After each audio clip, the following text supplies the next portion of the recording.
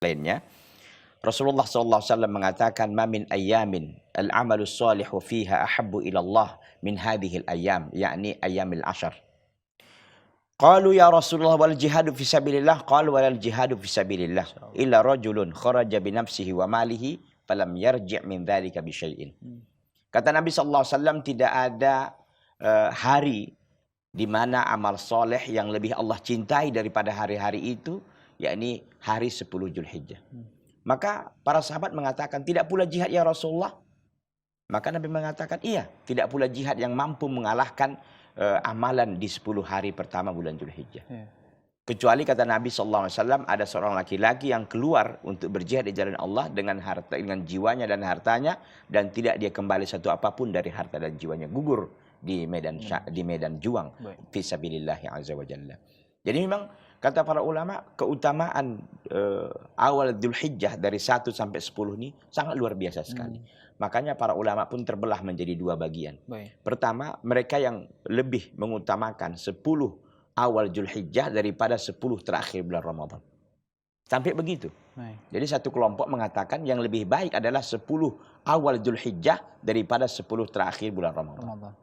Tapi ada kelompok yang lain mengatakan adalah lebih baik 10 terakhir Ramadan daripada 10 pertama Dzulhijjah. Kemudian untuk mendamaikan ini, ada sekelompok ulama yang mengatakan kalau siangnya lebih baik bulan Dzulhijjah 10 awal, tapi kalau malamnya lebih baik 10 malam terakhir Ramadan. Kenapa? Karena ada Lailatul Qadar. Sampai begitu para ulama berkhilaf karena begitu besarnya keutamaan di 10 awal bulan Dzulhijjah ini.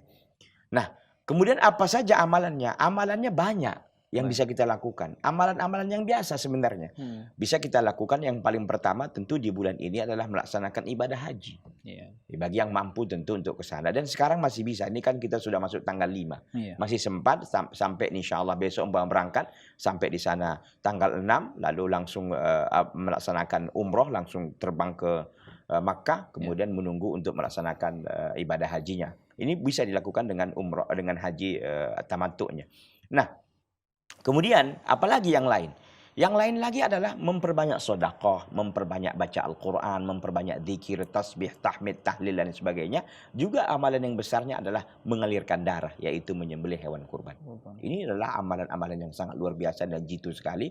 Makanya para ulama itu berlomba-lomba, khususnya di 10 awal bulan Ramadan. Jadi mereka jor-joran impak, jor-joran mereka ini sedekahnya dan sebagainya. Di bulan Dzulhijjah. Di bulan Dzulhijjah ini 10 awal khususnya, 10 awal ini. Karena memang ada hadis kan dikatakan oleh al-Imam dicatat oleh al-Imam Muslim rahimahullah, Rasulullah SAW mengatakan, "Ma naqasat shadaqatun min malin." Sedekah itu tidak akan pernah mengurangi harta kita itu.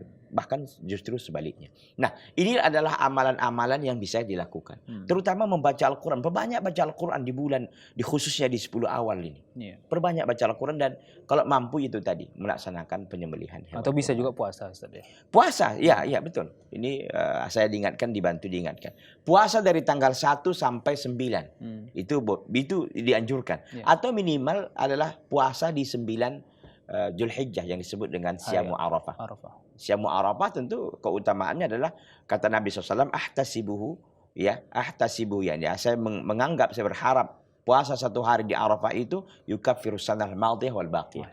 Dia mampu menghapuskan dosa yang lalu dan yang akan datang. Masya Allah, luar biasa.